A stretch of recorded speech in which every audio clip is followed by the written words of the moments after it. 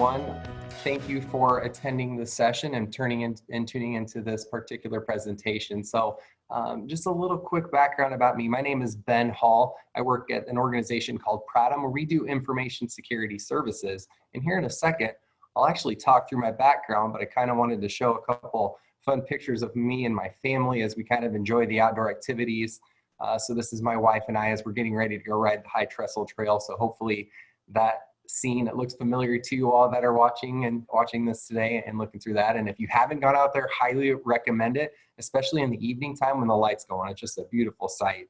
And there's both of my two children, my son and my daughter, both attending Van Meter Elementary and Van Meter Junior High. So this was actually taken last week while in-school class is still taking place. So hopefully by the time you're watching this video, that is still the case across Iowa, but who knows at this point. So a little background about me. So again, I'm a senior information security consultant at Pratum. Those little acronyms you see at the end of my name, I'll kind of walk through those a little bit as well as talk through them once we get towards the end of this presentation on just kind of the continuing education process and just things you can do in particular industries to kind of help enhance your credentials and continue on with your learning. But in short, they kind of stand for, so it's a group called ISACA, and the CISA, as it's pronounced, is a Certified Information Systems Auditor. That just means you know what you're talking about. You took a test that said, yes, this validates they know what they're talking about. And in the realm of information security and cybersecurity, a lot of organizations look towards those credentials and those certifications to really set yourself apart and just become a crucial idea and to help you kind of enhance your knowledge process within those organizations. And then the CDPSE doesn't quite roll off the tongue as the other one. That one is also through ISACA, and that's a Certified Data Privacy Solutions Engineer. So that just means I kind of know, studied a lot to kind of help implement privacy practices within an organization and how they can ensure that data security and data privacy is of utmost presence within their organization. Throughout my career, I've had about 12 years or so within information security and information technology experience. That includes what you'll come to familiar with the term of GRC, which stands for Governance, Risk, and Compliance. And that is really becoming very familiar with a lot of regulatory frameworks that exist today and understanding on what you need to do to kind of help organizations prepare for the regulatory aspect and kind of move through that process as well and just help them be secure and meet all compliance and all the other different regulatory frameworks that exist today. And some positions I've held, in addition to the one I have now, is a risk manager within a financial institution. I've been a lead IT security and GRC analyst, so similar role as to what I'm doing now, just with a different name. Also IT operations supervisor and systems administrator. So kind of help to develop the technical background by doing some of the technical things that take place within an organization. And that's been across, the financial sector, banking, insurance, healthcare, kind of all the big four that exist within Iowa today. Within those regulatory frameworks, if you do choose this path to go down within, the next few years or so, there's a multitude of frameworks out there. So some of the ones that are more commonly referred to out there are listed there. So Sarbanes-Oxley. So if you're a publicly traded company, you have to follow SOX compliance. There's also the New York DFS Part 500 cybersecurity rule. So if you're a financial institution or an insurance institution that's doing business out of the state of New York, you have to follow that as well. One that's fairly new within the past few years is the General Data Protection Regulation, GDPR, and that's based out of the European Union. There's also then the ISO 27001. That's an information security framework that is pretty applicable across the globe and a very recognizable framework that a lot of institutions search for and try to obtain. HIPAA has to do with healthcare information. PCI DSS has to do with credit card information. So a lot of banks and financial institutions have to follow that one as well. And, part of my role within Pratum is doing a lot of that information security consulting work. So doing a lot of risk assessments. And then also you'll see down there the VCISO, which I'll talk about here in a moment, which stands for Virtual Chief Information Security Officer. A little brief background on Pratum. So I've kind of listed here our mission and our vision. So at Pradam, we strive to help organizations by solving information security challenges based on risk, not fear. The information security and cybersecurity world can be scary enough. There's no need to scare someone into making a decision when in reality, it comes down to a risk-based approach in determining what is best for your organization and fits within your organization's risk appetite. With that, our goal is to enable every client to securely use technology to meet their business objectives. So what that entails is typically with Pradam, we don't recommend any tool or process or anything else. We just want to help you enhance the tool set you have already in place and help you kind of limit the risk and exposure to the information you have through the processes that would exist and the security controls that would exist. Pradam was originally founded in 2008 and was formerly called Integrity before switching the name a few years ago to Pradam, which is what you'll see today. And again, kind of as I mentioned before, there's, we're not really looking to sell any type of particular tool or application. It's more just the service and helping you utilize the resources you already have, or potentially help you guide towards the particular services down the road of what you may need to consider.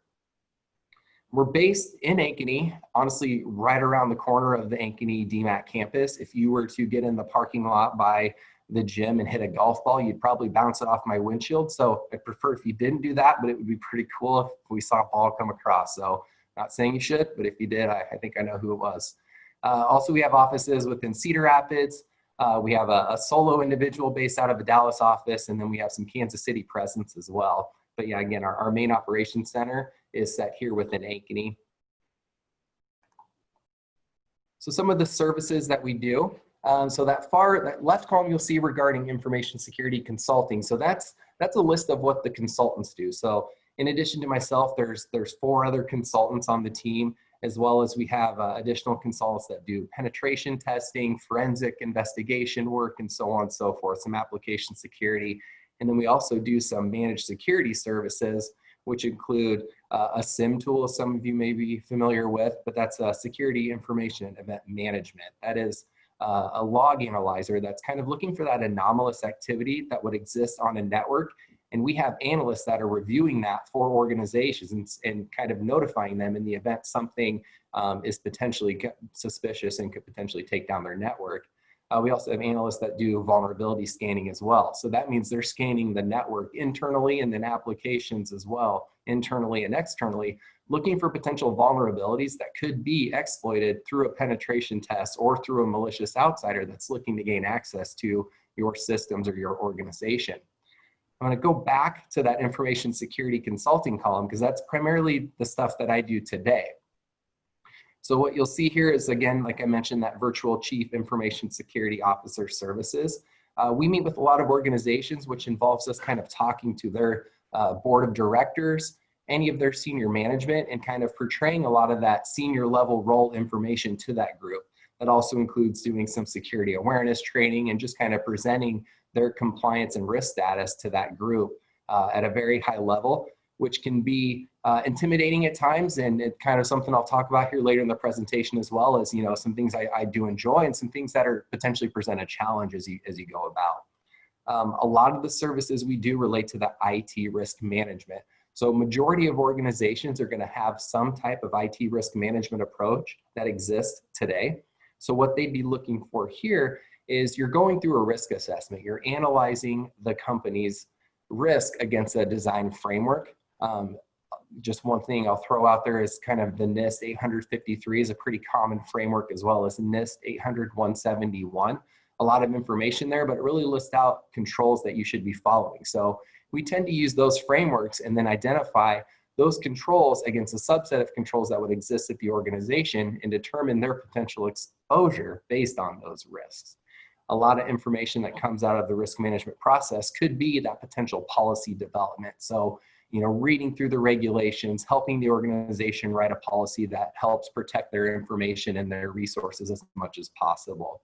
An additional service we do here is social engineering. So what that entails is trying to get access to that critical information through, being friendly, being candid, talking to someone, overhearing something in an organization. So we'll have a group of individuals that'll kind of call an organization and try and get critical information out of an unsuspecting individual that could potentially help us in actually, breaking into that particular facility through a physical security test.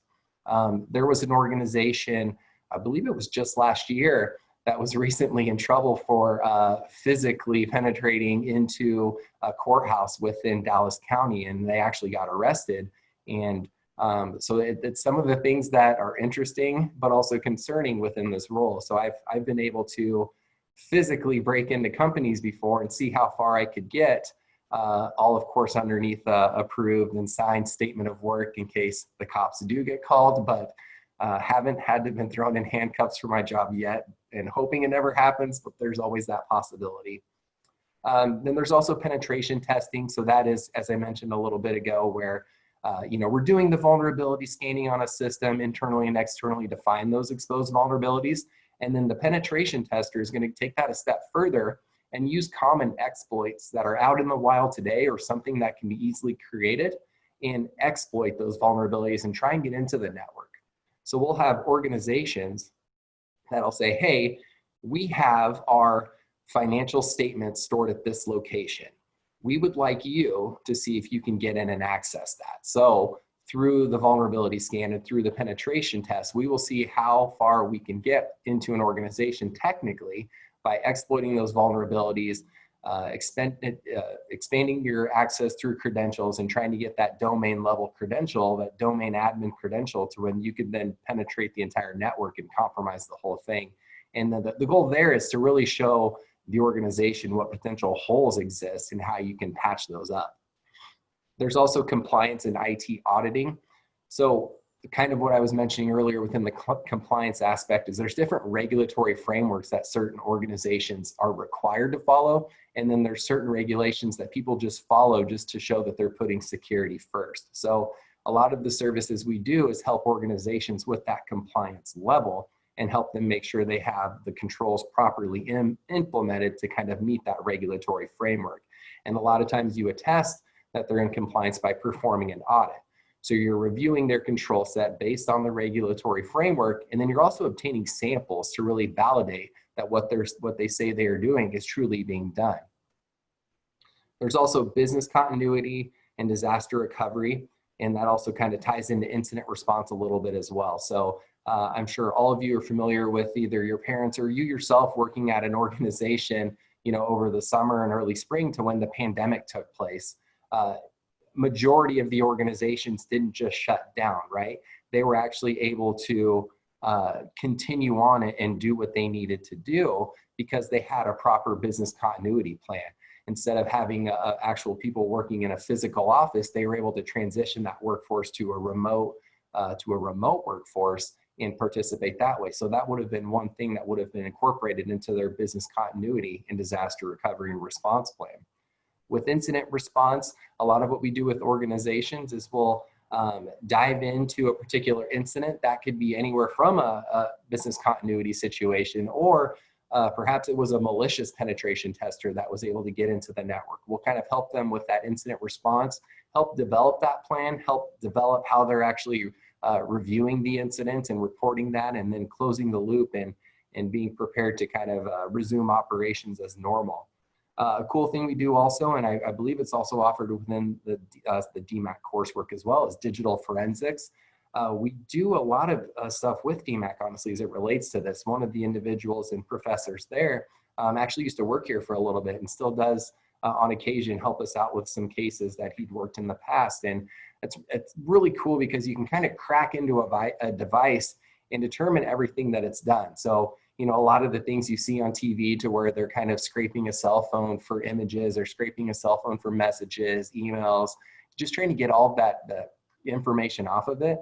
A digital forensic expert is going to get in there and pull that information. And there's a lot of cool stories that kind of sit within that group of people because they'll have to go to court and kind of show what they found and help, prove the evidence and how they got it and talk it through. And it's a really neat aspect to get involved with. So I kind of whipped through a bunch of information as it related to kind of services and information and just kind of like my day-to-day details. And, information security and cybersecurity got dropped frequently. So just to kind of help with the explanation here on what information security is, I added this here. So essentially, information security, and this is according to FISMA, so that's the Federal Information Systems Management Act. That is a government regulated act that was put together to kind of help formulate a common framework and a common criteria and definitions for individuals within our vertical to kind of follow here. So, oops, sorry, go back here. So information security is protecting information systems from unauthorized access, use, disclosure, disruption, modification, or destruction in order to provide confidentiality, integrity, and availability. Those of you getting into potentially do information cybersecurity, I want you to focus on those last three: confidentiality, integrity, and availability. You will hear the CIA triad brought up multiple times, and a lot of organizations will try and balance, try and get an equal balance between those three within their organization, depending on what they do. So a couple things is, why is information security important? And honestly, it helps reduce organizational risk within a company. Companies are at risk every day, and information security practices are designed to help reduce this risk to acceptable levels. And honestly, two of the most common risks faced by organizations are the potential exposure of customer data and loss of intellectual property. So a lot of times you'll see within the news where a bank or some other financial institution has lost a record of an individual and exposed their bank account or perhaps compromised their credentials. And the goal with information security is to, keep yourself out of the news and make sure you're following all the best practices available to you, so that way you can ensure that you're protecting your clients, protecting your customers, and keeping your business as safe as possible. One thing I'm going to show here in a second is I kind of pulled up a video. It's from Jimmy Kimmel a couple years ago, and it just kind of relates as to why information security is important and why you kind of need to showcase it a little bit and kind of keep it on your forefront there, and just make sure you're being as secure as possible. So I'm going to go ahead and flip over to this video.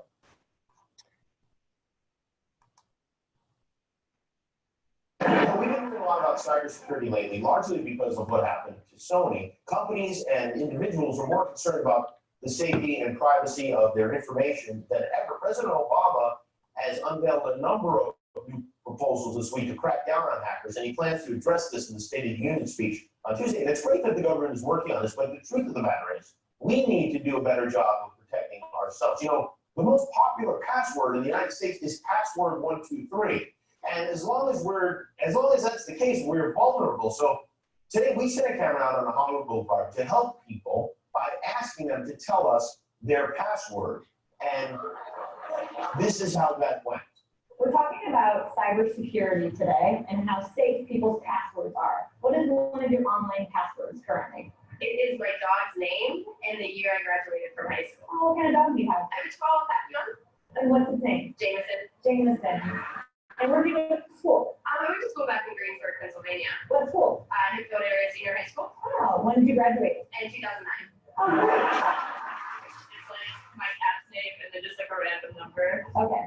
And so you've had this cat for a while? Yeah, she's my childhood pet. Aw. And what's her name? Her name is Jolie. Jolie. So like a password, yours would be Jolie and then a number. Yeah. Like number 1? Like my birthday. Oh, when is your birthday? June 12th. Oh, nice. Oh, you're going born? 95. Oh, great. So Jolie 6, 12, 95. Yes. Got it. So you mean to give my password right now? No, I cannot do that. But we all want to know what it is so we can tell you if it's strong or not. Oh my goodness. Let me think. Okay, one is Tel Aviv. Yeah. 468, and then Israel. It's only 3, but it's for me it's strong enough. Ireland, 1, 2, 3, 4. Gemma, 1, 2, 3. Spelled Gemma. More Italian. Oh, beautiful. Yeah, so like What's a good Italian password? my grandma's name, What's your grandma's name? Maria. Maria. So Maria is your password? Oh yeah, right on my passport. Oh, yeah. Yeah. Well, the important thing is you live in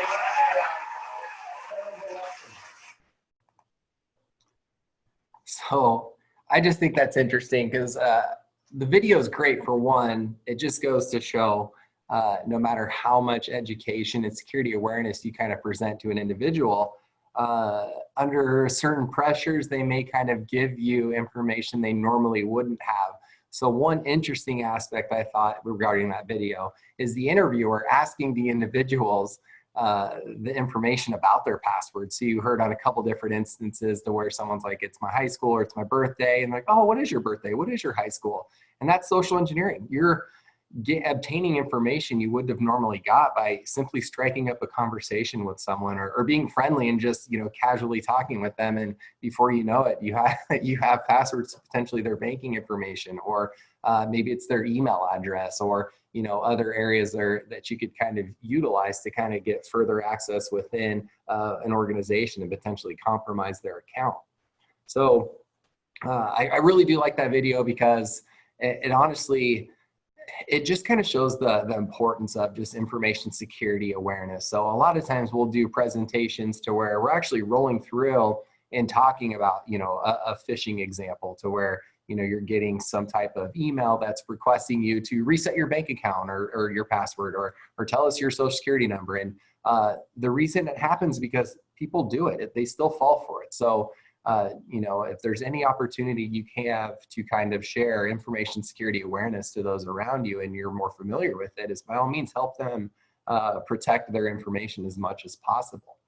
So a couple of things within these presentations, we like to talk about what's great about my career.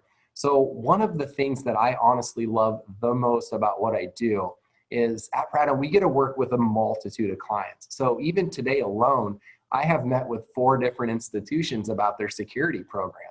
That is really cool because it changes the day. You're not just stuck on one task, you know, 8 to 5 or, you know, Monday through Friday. You get to do a handful of different things, as many things as you want to do within those organizations. And each program is different, but yet still has those same principles. So it is just one of my favorite things is to work with the different clients, you know, getting to know the individual people that are on there and on the team, and just kind of expanding your network and working with those individuals as much as possible. And it's great. You know, I kind of also reference another thing I enjoy is new challenges within information and cybersecurity there's something new every day. So one thing I'll talk about is how you can prepare for a career within information security or cybersecurity or even compliance and governance for that matter, but it's through the continuing education process. All these new challenges present new opportunities for you to kind of expand your knowledge and learn new things. You're kind of put into uncomfortable situations every day in any organization and every position really. So you know, you always want to kind of challenge yourself and embrace those new challenges and continue and grow. And again, like I referenced there, just something different every day. You know, you get to work with a multitude of clients doing a handful of different things throughout the day. So you kind of lose that monotonous approach of, you know, you're going in data entry day in, day out, you're going in and kind of, you know, just those things that are just monotonous and just kind of grain on you a little bit. There's something new to do every day. And if you don't get to it today, it's always there tomorrow. And it's really fun to do something different. In addition to that is, you know, you're making a difference within an organization and also within, you know, your group of friends and family. A lot of times, you know, my family will look to me for just kind of some assistance on what they can do from a security perspective, or, you know, they may need some help setting up their Wi-Fi network, or honestly, anytime you're in any type of information technology or security role, you're also the de facto tech support for your family. So just prepare you for that if you're not already the de facto tech support for your family. But, you know, you're really able to get out there and make a difference within these organizations. So a lot of times they're looking at you to be that expert and to be that voice and help provide the foundation for how they need to base their information security and governance program. So a lot of times you get looked to as a leader within this role, and that's pretty cool. Also, I have fantastic coworkers. At Pradham, we are a relatively small company. I think we're sitting at about 25 employees total, and we have some great team building opportunities that we do here. So one thing within the Des Moines area is there's called what's Des Moines Corporate Games, and that's where your organization essentially does miniature Olympics throughout the summer. So each organization is breaking into a division, and you compete against other organizations within your division. So it's not like Pratham would be going against a Wells Fargo or a Hy-Vee where they have, thousands of employees, but instead we're competing against individuals that have, like 100 or less employees. So it works out. So this particular picture here, that's just a small fraction of the team, but we actually participated in the sand volleyball tournament that took place in August, and we won. We got gold. So that was amazing. It was a lot of fun, and we had a blast. It was a long day. We all got a little burnt. We were definitely sore the next day, but it's just a great group of coworkers that I get to spend the day with on a consistent basis, and that's just great. Another thing I really enjoy about my career is actually I'll get to show you here in this next video. So occasionally we'll do presentations and videos. So a funny story about this next video, my whole family and I were actually just getting my wife a new car. We were at the dealership. I gave my daughter my phone so she could kind of occupy herself on YouTube. And she's like, hey, Dad, you're on YouTube. So Pratham partnered with TAI, so the Technology Association of Iowa, to put out some of these smart security videos. And that also happened to be the night that mine got launched. This was back in October. So I'm going to share that video as well here real quick.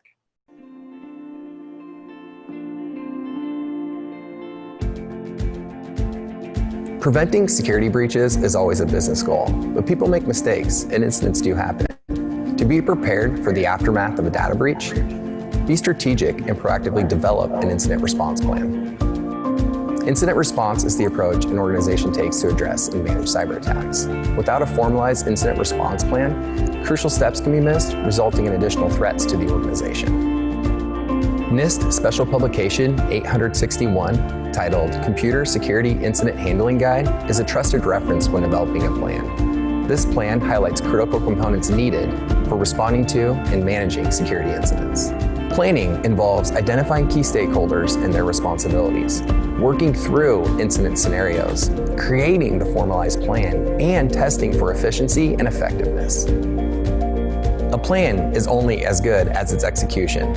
Organizations should perform annual incident response review and testing to ensure they are prepared.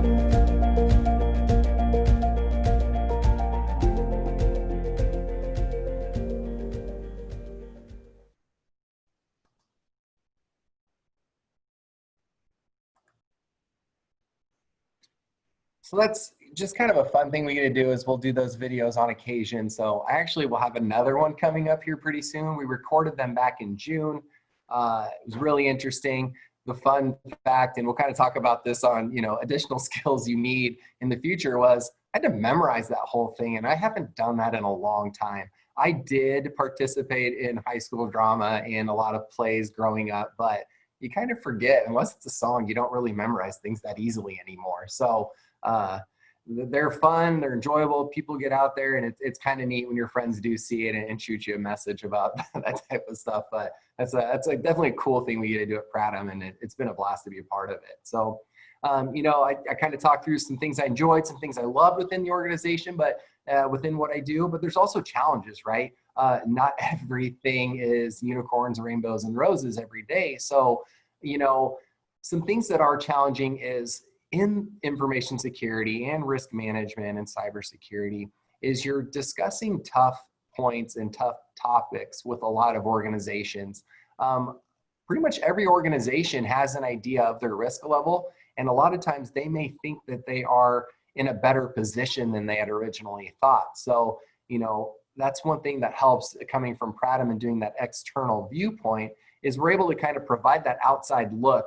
We're not held intimately to those controls that were created to help secure that information. So a lot of times when you're telling an organization, hey, this potential risk exists, and they kind of want to not necessarily argue, but just discuss it further, it can be a little challenging. And if it is just you against a whole group, a whole organization, a lot of times you can, potentially buckle or cave a little bit. But at the end of the day, you're presenting them an opportunity to enhance their security posture within their organization. And if they choose to just accept that risk, that is purely within their realm to do as an organization. You simply identified it, pointed it out to them, and then provided them potentially a couple options to minimize that risk. But there are a lot of times where you are having tough conversations with organizations.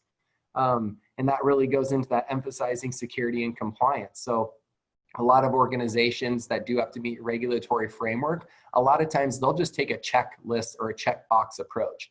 So they're looking at that regulatory framework and basically, so 1 through 100 items, and they're saying, yes, we do this, check, yes, we do this, check, but they're not necessarily implementing security. So compliance is not security and security is not compliance, but we're having both of those work in tandem together is going to help the organization truly secure their assets and truly secure their data and truly do what's best for their organization as well as what's best for their clients, customers, and even their personnel.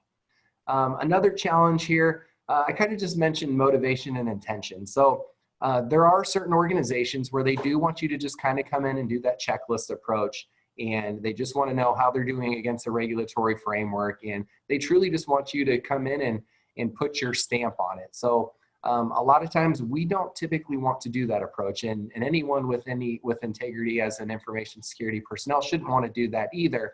So a lot of times is to get when you're meeting with those organizations, to have that tough conversation and kind of set that scope and set the expectations and let them know that you're not just here to essentially say everything's okay and honky-dory, right? You're there to help the organization truly kind of create a more secure posture and a more secure baseline. So those things can be challenging. With every challenge is a new experience, and it gives you an opportunity to grow. So I've learned to kind of embrace a lot of those challenges and incorporate it within my approach to a lot of organizations that I visit with today.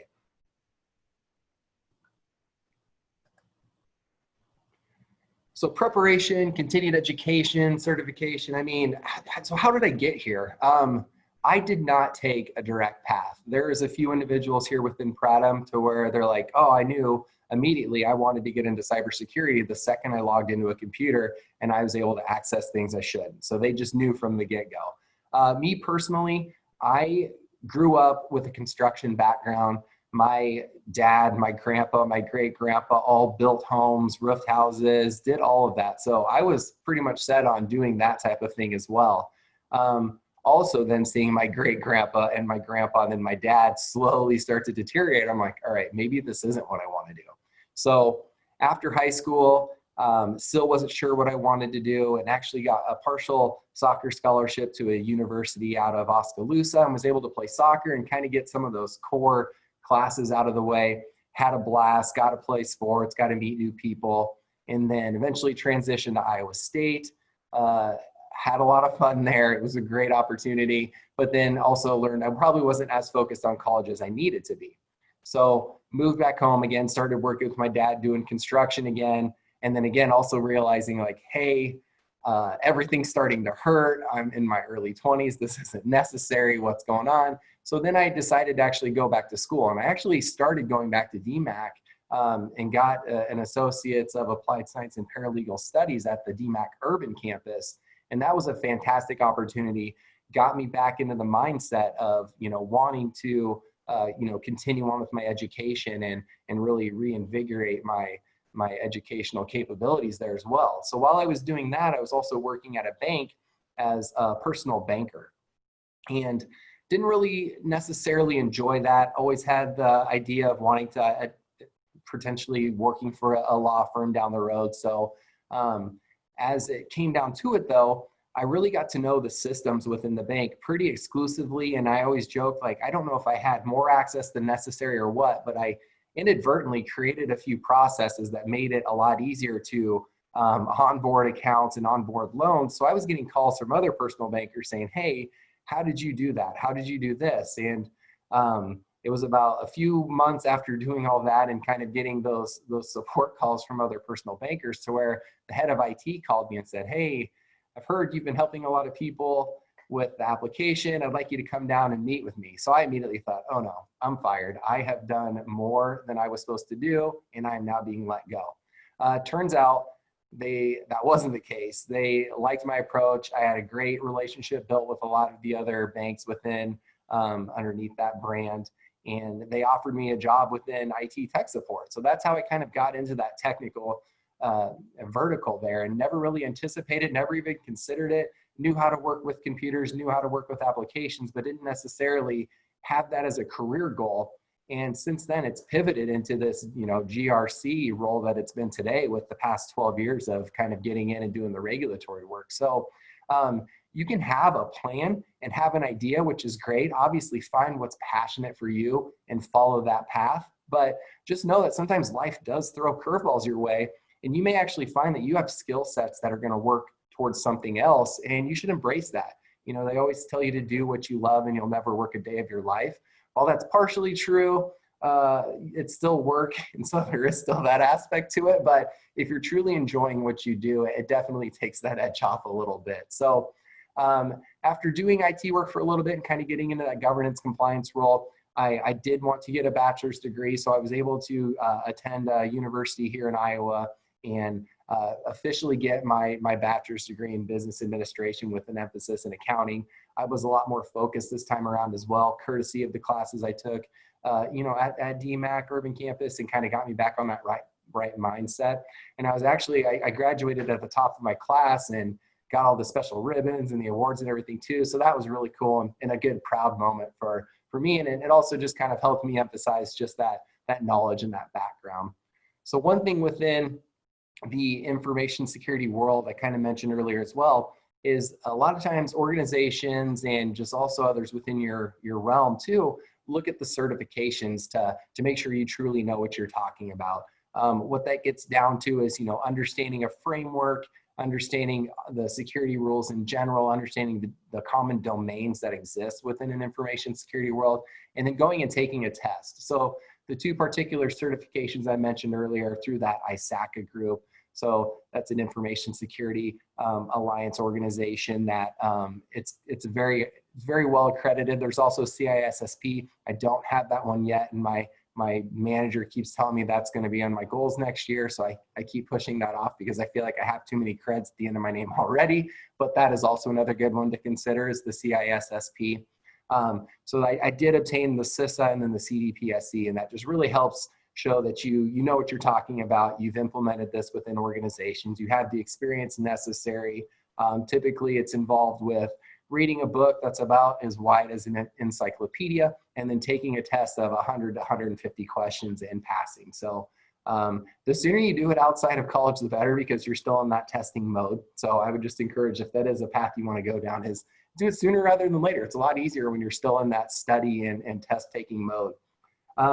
Kind of within here too is the continuing professional education. So CPEs, you'll hear that often if you don't already. Anytime you get any type of certification, you have to continue to show that you're obtaining new knowledge and new ideas. So, constantly attending webinars or constantly presenting in webinars and doing a lot of research, reading a lot of books, and just, staying ahead of the curve so you're not left behind. In the technology world, things change on a daily basis. So being able to research and do that on the forefront is definitely of value. And there's a handful of certifications to look at. Microsoft also has several to get your feet in the door as well as CompTIA has several good certifications to look at as well.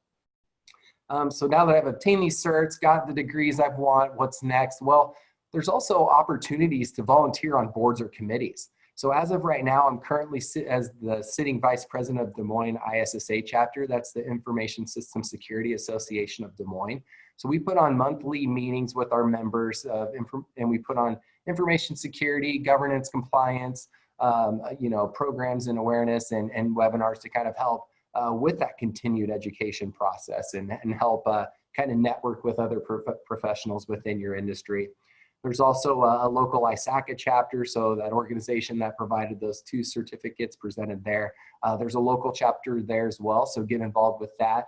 COVID and the pandemic has kind of changed things a little bit to where a lot of the meetings were face-to-face with a nice lunch, and you got to network and listen to a presentation, to where everything's virtual these days. So someday we'll get back to normal, and that'll be great.